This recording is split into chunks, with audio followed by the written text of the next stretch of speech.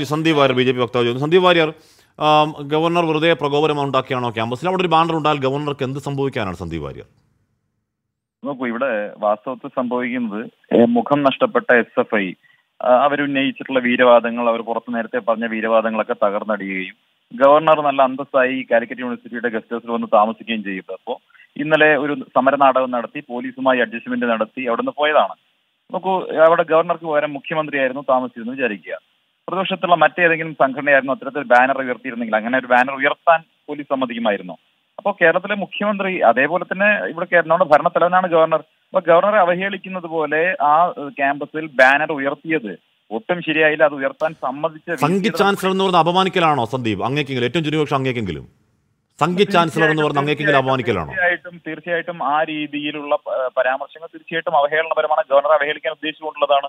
അപ്പൊ അത്തരത്തിൽ ഗവർണറെ ഗോ ബാക്ക് എന്ന് വിളിക്കുന്നത്, ഞാനൊരു RSSകാരനാണ് എന്ന് പറയും, RSS അധ്യക്ഷനെ അദ്ദേഹം നേരിൽ പോയി കാണും എന്ന് പറയുന്ന ഒരു ഗവർണർക്ക് സംഗീത് ചാൻസലർ എന്നുള്ളത് ഒരു ഒരു ഒരു നെറ്റിപ്പട്ടം പോലെ അഭിമാനമായി തോന്നേണ്ടതല്ലേ? അപമാനമായി തോന്നേണ്ട ഒരു വാക്കാണോ? അവിടെ അതിന് പകരം ഞാൻ ചോദിക്കട്ടെ, നാളെ നവകേരള സദസ്സിന്റെ മുന്നിൽ പോയി കമ്മി മുഖ്യൻ ഗോ ബാക്ക് എന്ന് ആരെങ്കിലും എഴുതിയിട്ടുണ്ടെങ്കിൽ അത് അഭിമാനപൂർവ്വമാണോ അവർ സ്വീകരിക്കുക?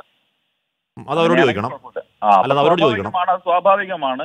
അത് അപമാനിക്കാൻ ഉദ്ദേശിച്ചുകൊണ്ടുള്ളതാണ് എന്നുള്ളത് വ്യക്തമാണ്. അപ്പൊ അത് ഗവർണറെ എന്തായാലും അഭിനന്ദിച്ചുകൊണ്ടുള്ള ബാനർ അല്ലല്ലോ. സ്വാഭാവികമായിട്ടും ഗവർണർ പരിപാടിക്ക് വരുന്നു. ഗവർണറെ അവിടെ കാലുകുത്താൻ അനുവദിക്കില്ല എന്നവർ പ്രഖ്യാപിക്കുന്നു. കാലുകുത്തി നല്ല അന്തസ്സോടു കൂടി തന്നെ ഗവർണർ അവിടെ വന്ന് താമസിക്കുന്നു. ഈ SFI വലിയ ആനയാണ്, കുതിരയാണ് എന്ന് കരുതുന്ന വിദ്യാർത്ഥി സമൂഹത്തിന് മുന്നിൽ SFI ഒരു കോപ്പുമല്ല എന്ന് തെളിഞ്ഞിരിക്കുന്നു. അപ്പൊ നാണക്കേട് മറയ്ക്കാൻ വേണ്ടി അവിടെ കിടന്ന് കാട്ടിക്കൂട്ടുന്ന അഭ്യാസം അതിൽ പരം ഒന്നുമില്ല. അല്ല, ഗവർണർക്ക് ഒരു ബാനർ കാണുമ്പോൾ എന്തിനാണ് ഇത്ര പ്രകോപിതനാവുന്നതും?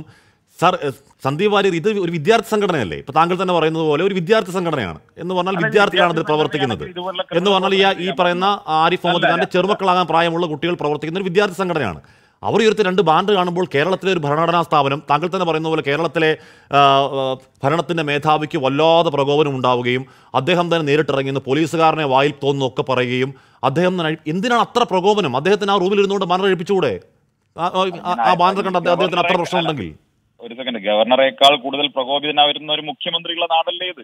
മുഖ്യമന്ത്രിയാണല്ലോ ഇവിടുത്തെ രാഷ്ട്രീയത്തിലെ തീ പിടിപ്പിക്കുന്നതും ആളുകളെ കൊണ്ട് ഇത്തരത്തിൽ പ്രവർത്തിപ്പിക്കുന്നതൊക്കെ മുഖ്യമന്ത്രിയാണല്ലോ. മുഖ്യമന്ത്രിയുടെ കൊട്ടേഷൻ അനുസരിച്ചാണല്ലോ SFI ഗുണ്ടകൾ ഇങ്ങനെ അഴിഞ്ഞാടുന്നത്. നമുക്ക് സംസ്ഥാനത്തെ ഗവർണറെ പൊതുനിരത്തിൽ വെച്ച് ആക്രമിച്ച് അദ്ദേഹത്തിന്റെ വാഹനത്തിന് നേരെ അക്രമം നടത്തിയിട്ട് എന്തൊക്കെയാണ് അവിടെ പോലീസ് ചെയ്തത്? പോലീസ് തന്നെ റൂട്ട് ചോർത്തി കൊടുക്കുക, അദ്ദേഹത്തിന്റെ വാഹനത്തെ ആക്രമിക്കുക, അവസാനം അദ്ദേഹം റോഡിലിറങ്ങിയ സമയത്ത് SFIക്കാർ ഭീരുക്കളായി അവിടെ നിന്ന് ഒളിച്ചോടുന്നത് നമ്മൾ കണ്ടു.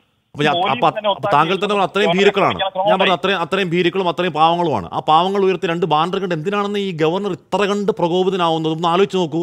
സംസ്ഥാനത്തിന്റെ ഭരണഘടനാ സ്ഥാപനത്തിന്റെ തലവൻ നേരിട്ട് പോയി ഇറങ്ങി നിന്ന് പോലീസിനെ വിളിച്ച് അഴിപ്പിക്കുകയാണ് എന്ന് പറഞ്ഞാൽ നമ്മൾ കല്യാണ വീട്ടിലൊക്കെ അമ്മാവന്മാർ ചെയ്യുന്നത് പോലെ നേരിട്ട് ഇറങ്ങി നിന്ന് ചെയ്യിപ്പിക്കുകയാണ്. ഇതെന്താണ് സന്ദീപ്? എന്തിനാണ് അത്രയും രോഷം?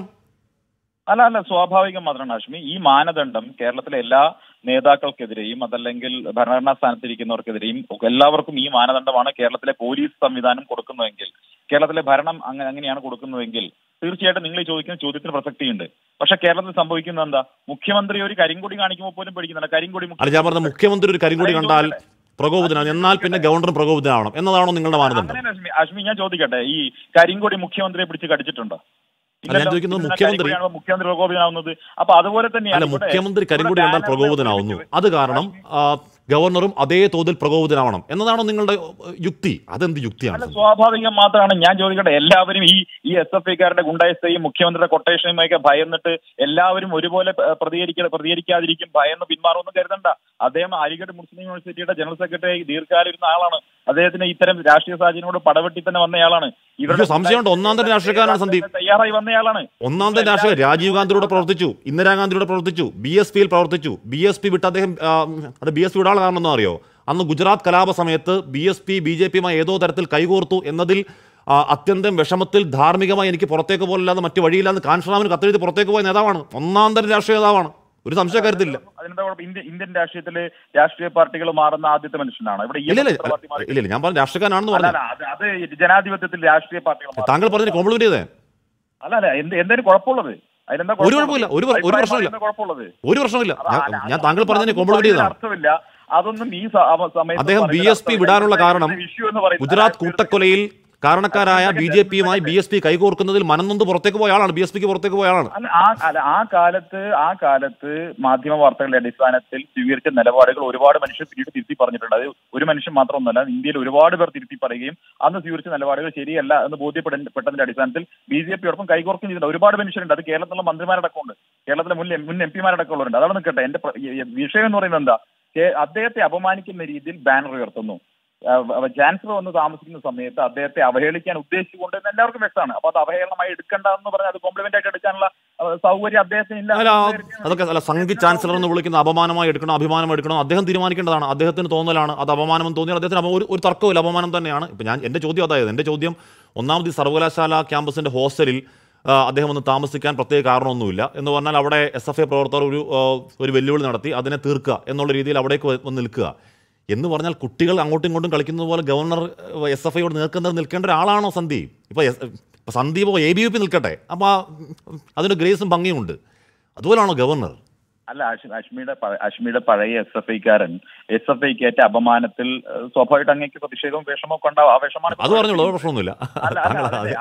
അതെല്ലാ കാലത്തും എല്ലാവരും ഓരോന്നോരോന്ന് പറയും, അതുപോലെ പറഞ്ഞു, ഒരു പ്രശ്നമില്ല. അല്ല, ഇപ്പോ അവിടുന്ന് 24-ന്റെ റിപ്പോർട്ടർക്ക് അടക്കം ആ വിഷമമുണ്ട്. കാരണം SFIയുടെ മരണമാസം എന്നൊക്കെ പറഞ്ഞിങ്ങനെ വലിയൊരു തോതിൽ അഭിരമിച്ചിരുന്ന ആളുകൾക്കിടയിലേക്ക് ഇതൊരു ഒന്നുമല്ലെന്നോ ആനയും കുതിരയൊന്നും അല്ല, ഒരു കോപ്പുമല്ല എന്ന് തെളിയിച്ചു കൊടുത്ത ഗവർണറാണ് വന്നിട്ടുള്ളത്. അല്ലാതെ ABVP ഇറങ്ങി താമസിക്കുകയാണ്. ഞാൻ പറഞ്ഞു SFIയോട് BJP-യോട് ഇറങ്ങരുത്. SFIയോട് ഇപ്പൊ തരാതരമെന്നൊന്നില്ലേ സന്ദീപ്? തരാതരമെന്നൊന്നില്ലേ? SFIയോട് നേരിടാനുള്ളത് ABVP ആണ്. നിങ്ങൾക്ക് വിദ്യാർത്ഥി സംഘടനയുണ്ട്, അതിൽ ഗവർണറിനെതിരാണ് നേരിട്ടിറങ്ങുന്നത് ഒരു ഭരണഘടനാ സ്ഥാപനം. നിങ്ങൾ കേൾക്ക്, ഞാൻ പറയുന്നത് കേൾക്ക്. നിങ്ങൾ നേരത്തെ സ്വരാജും റഹീം ഒക്കെ പറഞ്ഞപ്പോൾ ഉണ്ടായിരുന്നതല്ലേ? ഞാനൊന്ന് പറയുന്നത് കേൾക്ക്. നിങ്ങളുടെ വിഷമം എനിക്ക് മനസ്സിലാവും. കാരണം SFI എന്ന് പറയുന്നത് ഇന്ത്യയിൽ തീരെ അപ്രസക്തമായ വളരെ ചെറിയൊരു വിദ്യാർത്ഥി സംഘടന മാത്രമാണെന്ന് ഗവർണർ തെളിയിച്ചിരിക്കുകയാണ്. നേരത്തെ പല ആളുകളും ഇവരുടെ ഭീഷണിക്ക് വഴങ്ങി, അധ്യാപക സമൂഹത്തിലുള്ള ആളുകളടക്കം ഇവര് അത്ര ചെറിയ ആളുകളാണോ? ഇവിടെ താങ്കൾ തന്നെയല്ലേ ഇപ്പൊ പറഞ്ഞത് SFI ഒന്നുമില്ല? ഞാൻ പറയട്ടെ, റിട്ടയർ ചെയ്ത പ്രിൻസിപ്പാളിന് കുഴിമാടം ഒരുക്കി യാത്രയപ്പ് കൊടുത്തവരാണ്. അത്ര വലിയ ക്രിമിനലുകളാണ് ഇവര്. ഈ പറയുന്ന നേതാക്കന്മാരൊക്കെ നടത്തിയിട്ടുള്ള ക്രിമിനൽ പ്രവർത്തനങ്ങൾ, വ്യാജ സർട്ടിഫിക്കറ്റും അതുപോലെ തന്നെ സെനറ്റിലേക്ക് ആൾമാറാട്ടം നടത്തിയതും ഒക്കെ കേരളത്തിൽ തന്നെയാണല്ലോ ഉണ്ടായത്. ഇവര് സെനറ്റിലേക്കുള്ള റിക്രൂട്ട്മെന്റിനെ കുറിച്ച് പറയുന്നു. കാട്ടാക്കട ഗവൺമെന്റ് കോളേജിൽ നിന്ന് സെനറ്റിലേക്ക് എങ്ങനെയാ പോയത്? ആൾമാറാട്ടം നടത്തിയിട്ടാ പോയത്. കേസല്ലേ ഇപ്പൊ SFI നേതാക്കന്മാരുടെ പേരില്? അപ്പൊ ഇവര് ഒരു മാന്യന്മാരാണോ? അപ്പൊ ഇവരുടെ ഈ ഗുണ്ടായുസവും ക്യാമ്പസുകളെ തകർക്കുന്ന സമീപനവും നമ്മുടെ അക്കാഡമിക അന്തരീക്ഷങ്ങളെ തകർക്കുന്ന രീതിയിൽ SFIയുടെ ഇടപെടലുകളും രാഷ്ട്രീയമായി നിങ്ങൾ ഏറ്റെടുക്ക് വേണം. സന്ദീപ് അല്ല, BJP-യുടെ രാഷ്ട്രീയ ശക്തിയെ അതിന്റെ വക്താവ് തന്നെ കുറച്ച് കാണല്ലേ? അല്ല, കേരളത്തിലെ പ്രതിപക്ഷ പാർട്ടികളുടെ രാഷ്ട്രീയ ശക്തിയെ സന്ദീപ് വാര്യർ തന്നെ കുറച്ച് കാണല്ലേ? SFI നിലയ്ക്ക് നിർത്താൻ നിങ്ങൾ ഇറങ്ങ്. അതിന് ഗവർണർ എന്തിനാണ്? ഒരു ഭരണഘടനാ സ്ഥാപനം എന്തിനാണ്? SFI നിലയ്ക്ക് നിർത്തണമെങ്കിൽ നിങ്ങളുടെ വിദ്യാർത്ഥി സംഘടന ABVP ഇറങ്ങട്ടെ, അല്ല KSU ഇറങ്ങട്ടെ, അല്ലെങ്കിൽ MSF ഇറങ്ങട്ടെ. എന്തിനാണെന്ന് ഒരു ഭരണഘടനാ സ്ഥാപനം പോയി സന്ദീപ്, ഒരു ഭരണഘടനാ സ്ഥാപനം ഒരു മഹാമേരുവാണ് അല്ലേ? ഒരു മഹാമേരുവാണ്.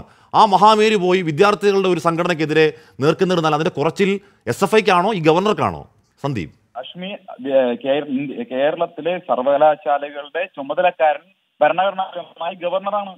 സ്വാഭാവികമായിട്ട് അദ്ദേഹത്തിന്റെ ചുമതലയാണ് അദ്ദേഹം ചെയ്യുന്നത്. അത് നിങ്ങൾ പഠിപ്പിക്കേണ്ട കാര്യമില്ല. അദ്ദേഹത്തെ ഏൽപ്പിച്ച പണി അദ്ദേഹം ചെയ്യുന്നത്. അദ്ദേഹത്തിന് ഇന്ത്യൻ പ്രസിഡന്റ് ഏൽപ്പിച്ച പണിയാണ്. അദ്ദേഹം ഗവർണറാണ്, അദ്ദേഹം ചാൻസലറാണ്. പക്ഷെ ബാനർ അഴിപ്പിക്കാൻ ഒരു ഇന്ത്യൻ പ്രസിഡന്റ് ഏൽപ്പിച്ചിട്ടില്ല. ബാനർ അഴിപ്പിക്കൽ ഇന്ത്യൻ പ്രസിഡന്റ് ഏൽപ്പിച്ച ചുമതലയാണോ ഗവർണർക്ക്, ചാൻസലർക്ക്? കാര്യങ്ങൾ സംബന്ധിച്ച് തീരുമാനമെടുക്കാനുള്ള എല്ലാ അവകാശവും തന്നെയാണ് ഗവർണർ. അതുകൊണ്ടാണ് പോയി ബാനർ അഴിച്ചത്. ശരി, അപ്പോൾ ഞാൻ പറയുന്നത് അങ്ങനെ എല്ലാ അവകാശവും എന്നുള്ളതിനെ ബാനർ അഴിപ്പിക്കുക എന്നതിലേക്ക് ചുരുക്കി കെട്ടല്ലേ സന്ദീപ്?